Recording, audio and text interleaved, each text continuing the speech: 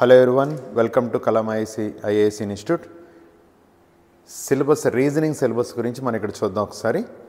Syllabus మనం తీసుకున్నట్లయితే కనుక అన్ని కాంపిటేటివ్ ఎగ్జామినేషన్స్లోని మనకు కనబడే సిలబస్ని ఒకసారి మనం తీసుకుంటే కనుక ఎగ్జామినేషన్లో ఈ టాపిక్ని మనం యూజ్ చేసుకున్నాం అంటే రీజనింగ్ కాన్సెప్ట్ని యూజ్ చేసుకున్నప్పుడు ఏంటంటే కనుక మార్కులు సాలిడ్గా మనం సంపాదించుకునే అవకాశం మనకు ఉంది. ఎందుకు అవకాశం ఉందంటే ప్రాక్టీస్ జాగ్రత్తగా చేసుకొని అలాగే దాన్ని నెంబర్ ఆఫ్ టైమ్స్ కనుక మన క్వశ్చన్ చూసుకునే ఐడియాస్ని లాజిక్స్ని కానీ నెంబర్ ఆఫ్ రిపీటెడ్గా మనం వర్కౌట్ చేసుకుంటే కనుక ఎగ్జామినేషన్లో మనం ప్రయత్నం చేసి అంటే ఒకవేళ గబుక్కుని చదివిని గుర్తుపెట్టుకోవాల్సిన అవసరం లేకుండా క్వశ్చన్ని బేస్ చేసుకుని ప్రయత్నం చేసి ఏంటంటే కనుక ఆన్సర్ చెప్పడానికి అవకాశం ఉంది.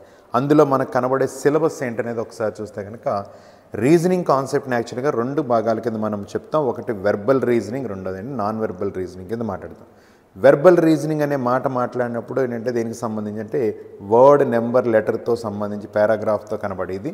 అలాగే నాన్ వెర్బల్ అంటే కనుక డయాగ్రామ్స్ రూపంలో మనకు కనబడేది. అందులో మనకు కనబడే సిలబస్ని మనం ఒకసారి తీసుకుంటే కనుక వెర్బల్ రీజనింగ్లో కనబడే సిలబస్ ఏంటో ఒకసారి చూడండి. ఫస్ట్ మనం నెంబర్ సిరీస్ అని చెప్తాం. ఎగ్జామినేషన్లో మనకి నెంబర్ని బేస్ చేసుకొని తీసుకుంటే కనుక నెంబర్ సిరీస్ ఒకటి, నెంబర్ని బేస్ చేసుకుని number analogy and missing number ఒకటి, అలాగే నెంబర్ ఆడ్మెన్, ఈ మూడు కూడా మనకి నెంబర్ రిలేటెడ్.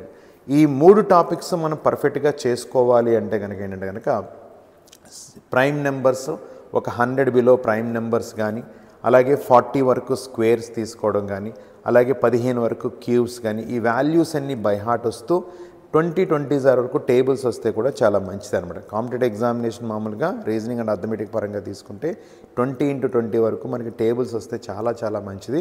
వాటితో పాటు ఒక 40 వరకు స్క్వేర్స్, 15 వరకు క్యూబ్స్, ఒక 100 బిలో ప్రైమ్ నెంబర్స్ తీసుకొని ఏంటి అసలు మనకి ఇందులో సిరీస్ అన్నాం. సిరీస్ అంటే ఆర్డర్, అంటే నెంబర్స్లో ఆర్డర్ ఇచ్చుకుంటే ఏం చేస్తారంటే కనుక తర్వాత వచ్చే నెంబర్ని చెప్పమంటాడు. అంటే ఫర్ ఎగ్జాంపుల్ సింపుల్గా ఏదో మాట్లాడా అనుకోండి, ఇలా అన్నాడు అనుకోండి 4, 10, 16, 22 డాష్ అన్నాడు. అంటే వాడు ఒక సిరీస్ను అనుకుని ఏంటంటే ఒక సీక్వెన్స్ని మనకు ఐడెంటిఫై చేసి ఇస్తాడు. వాడు పాటించిన సీక్వెన్స్ని మనం కంటిన్యూ చేస్తే సరిపోదు. అంటే వాడు పాటించిన సీక్వెన్స్ అంటే మనం ఏం చెప్తాం, +6, 10 + 6, 16 + 6, 22 + 6 అంటే ఏమవుతుంది 28. అలా ఒక పర్టికులర్ సిరీస్ని ఐడెంటిఫై చేసి దాన్ని కంటిన్యూ చేయమని చెప్తాడు. అలాగే ఎనాలజీ అండ్ మిస్సింగ్ నెంబర్, నెంబర్కి సంబంధించి ముందు చూసింది లెటర్లోకి వెళదాం మనం. Analogy and missing number, analogy అంటే సారూప్యత అని చెప్తాం తెలుగులో, అంటే రిలేషన్ బిట్వీన్ 2 టర్మ్స్, అంటే రెండు నెంబర్స్ మధ్యన రిలేషన్ వాడు చూపిస్తాడు. అంటే రెండు నెంబర్స్ మధ్య రిలేషన్ అంటే కనుక for example 8, 5, 12, 8:5, 12 is as 9 question. అంటే 8కి 5, 12కి రిలేషన్ ఏంటో తెలియాలి. ఇక్కడ ఏ రిలేషన్ అయితే వాడు చూపించాడో సేమ్ రిలేషన్ మనం కంటిన్యూ చేస్తే సరిపోతుంది. అంటే ఇక్కడ ఏ రిలేషన్, ఇక్కడ 8 క్యూబ్ చేస్తే 5, 12, అప్పుడు 9 క్యూబ్ చేస్తే ఏమవుతుంది 729.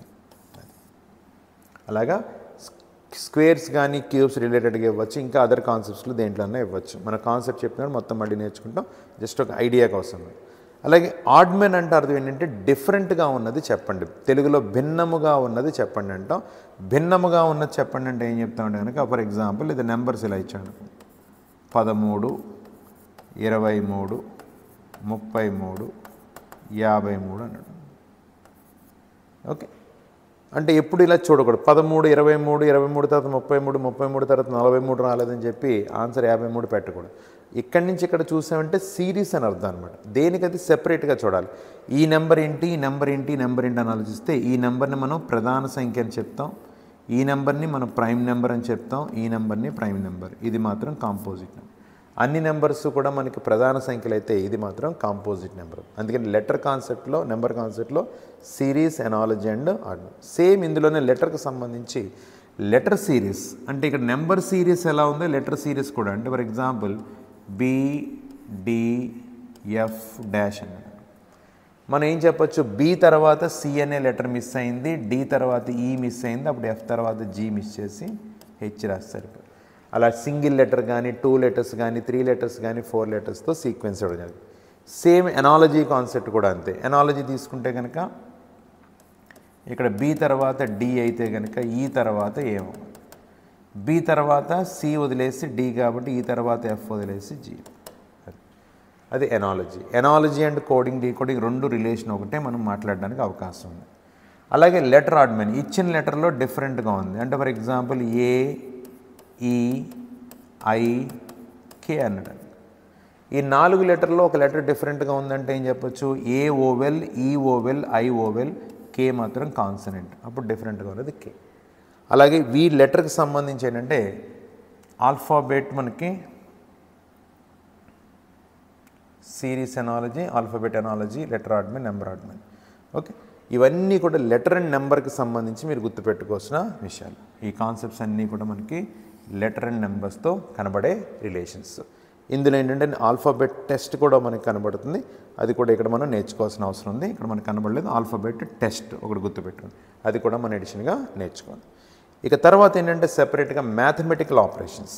మనకున్న మ్యాథమెటికల్ ఆపరేషన్స్ అంటే మనం ఏం చెప్తాం? Plus, minus, into, divide by అనే ఆపరేషన్స్ని యూజ్ చేసుకుంటూ దాంతోపాటు బ్రాకెట్స్ అండ్ ఆఫ్ అని బాడ్మాస్ని యూజ్ చేసి ఒక ఈక్వేషన్ సాల్వ్ చేయాల్సిన అవసరం ఉంటుంది. దానికి సంబంధించి క్వశ్చన్స్ అన్నీ మ్యాథమెటికల్ ఆపరేషన్స్లో ఉంటాయి. Logical Venn diagrams. Venn diagram దేంతో డినోట్ చేస్తాం అంటే సర్కిల్తో డినోట్ చేస్తాం. ఆ సర్కిల్తో డినోట్ చేసిన దాన్ని మనం తీసుకుంటే కనుక ఏంటంటే మనకి వాడు వర్డ్స్ ఇస్తాడు మనకి. అంటే ఫర్ ఎగ్జాంపుల్ ఏదో ఇలా ఇచ్చాడు అనుకుందాం, లాంగ్వేజెస్ తెలుగు ఏదో తమిళ్ అన్నాడు అనుకో. ఓకే, లాంగ్వేజెస్ తెలుగు తమిళ్ అన్నాడు అనుకుందాం. లాంగ్వేజెస్ తెలుగు తమిళ్ అంటే వెన్ డయాగ్రామ్ ద్వారా చూపిస్తుంటే తెలుగు తమిళ్ ఎందులో ఉంటాయి? లాంగ్వేజెస్లో ఉంటాయి. లాంగ్వేజెస్ అనేది ఒక సర్కిల్, తెలుగు ఒక సర్కిల్, తమిళ ఒక సర్కిల్. అది అంటే వాటి మధ్యన రిలేషన్ అనేది ఒక డయాగ్రామ్ రూపంలో రిప్రజెంట్ చేసి చెప్పడానికి మనం ప్రయత్నించాం. డైస్ అంటే మనం పాచికలు అని చెప్తాం.